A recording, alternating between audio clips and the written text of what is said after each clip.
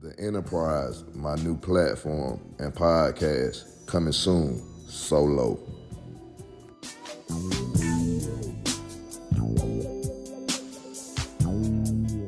So, hey, I hope everybody out there who is a music head like Will and I hope you all have enjoyed this conversation that we've had. Before we wrap it up, I gotta throw this in there. This is a bonus. We gotta talk about this. This is one of the Dirty South's most, I guess, solidified albums. We gotta go with Riding Dirty. Oh, no, he didn't. No, he didn't. Let me see it back for this one. Personally, Riding Dirty is my favorite album of all time. All time. To me, front to back, it's a complete album. Let me tell you a little bit about Riding Dirty. Riding Dirty came out in 1996, June 29th. Did we argue about that already? July 29th. July 29th? Yeah. Did we argue about that already? I think we argued probably about that did. No tell. About the date or something like that. But Riding Dirty is basically a album that was supposed to be constructed talking about 24 hours in Houston and what can happen to you in 24 hours in Houston. So to me, it ain't too many albums that you can hear front to back and learn something from it and still catch a vibe. And Riding Dirty is one of those. It is, and Riding Dirty is an album that I hold within my collection as a high regard. We're gonna run through this track list real quick before we get out of here. One Day. That's a play. Definitely a play. One Day is a song that's still relevant to everyday life. Very dope record. Next up is Murder. Play. Definitely a play. Bun B showed that he had lyrical balance, lyrical talent.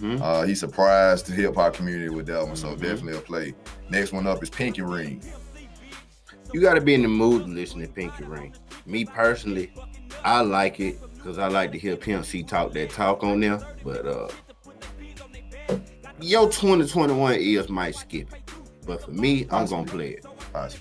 Next up is Diamonds in Wood, classic Play. UGK record. Play. Definitely a play.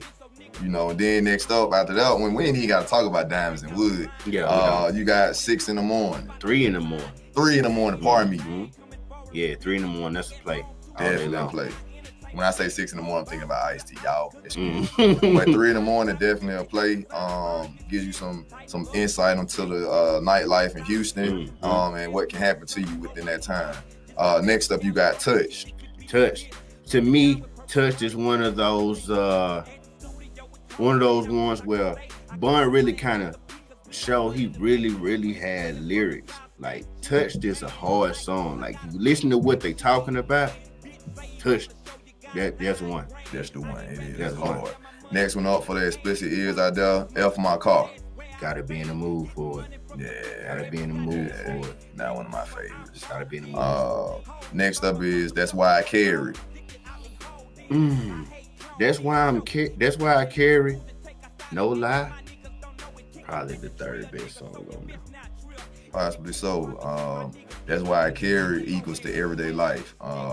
Better to be with it than without it. Yes, sir. So definitely a play for me. My personal favorite next up is a song that today is still touching, High Life.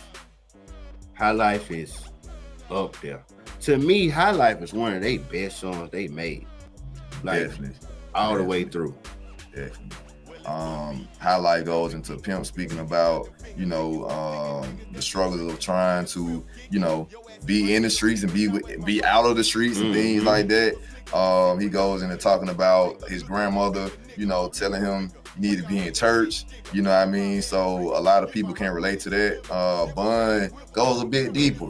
He goes into, speaking about those who are out on the streets who may not have anything to eat, the struggle that they may be going through.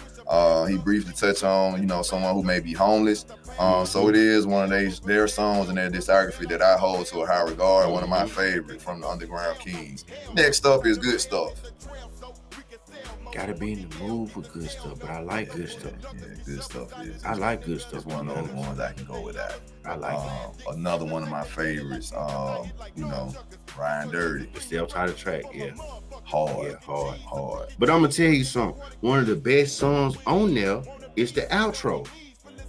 Outro is a bit long. The beat on there is amazing. Vibe to the beat. Listen You to know. what he talking about. Listen to who he talking to. You know what I'm saying? Some important people he just shouting out. The boy shouted out Larry Hoover 3 times. Yeah, You know what I'm saying? Anybody know anything about Larry Hoover? They've been trying to get this man out for years. You know what I'm saying?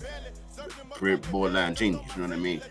It's just all the people that he's shouting out, telling me, keeping it real with him, be legit. All those people, like, these are important people in the rap game and just in the culture all in itself. So to me, him having that song on there and shouting all these people out is telling you about 96. These was the boys out here. These was the people, you know what I'm saying? These, you know what I'm saying? I gotta shout these people out. And, you know, just coming up on the end of the way he dedicated to his stepfather and his son or whatever like that. He completed the album when he put that on it. Definitely so. So Ryan Dirty is an album that we both hold in high regards within our discography of our collection. So we just wanted to talk to y'all about a few of our albums that are our favorites. Every time me and my dog link up, we had these debates about, you know, albums and skips and things like that. So we decided to put it on video and put it out there. This content is just not for us, but it is for every hip hop head out there. Stay tuned in the future. We may be coming back with more. So we want to thank you all for your time. I'm Henry, aka Big Hen Dog. Follow me at Big Hen Dog on Instagram. Of course, it's your boy Will. Follow me on Instagram, 3_ Willmatic. Check me out.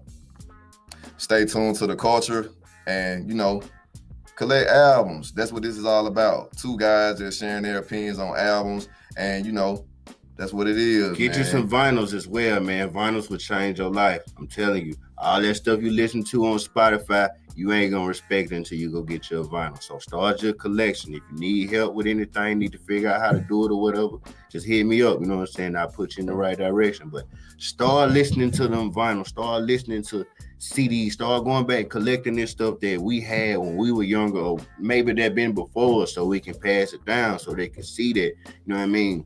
It ain't start with just getting on your phone and then finding what you want. Nah, when that easy. Yeah, you had to go this music and more, that music and more, this stole, you feel me? And still had to pay for it. So top dollar at that. Yeah, $21.99. You know, the music and more was busting you in the head. Ooh, you know we what I'm saying? 5 points, they gonna rob you. Man, I miss music and more. Yeah, you know what I'm saying? Yeah. So, like I said, man, we hope you all have enjoyed this conversation. As he said, get you a vinyl player, get you some vinyl. I'm more so on the CD side, but I do have vinyl and all, but I'm more so on the CD guy. You know what I mean? So go to your local record store, get you some great content, start your collection, and, you know, you'll be in a great place. And one day you could be in a position like me and my dog and have debates and things like that about albums. You can't do this if you ain't a hip hop head. You know what I mean? You got to be really in tune with music to have this type of conversation. So I'm out. I'm Henry, aka Big Hen Dog. That's Willmatic. We'll see y'all again. Peace and love and blessings to everybody out there. One.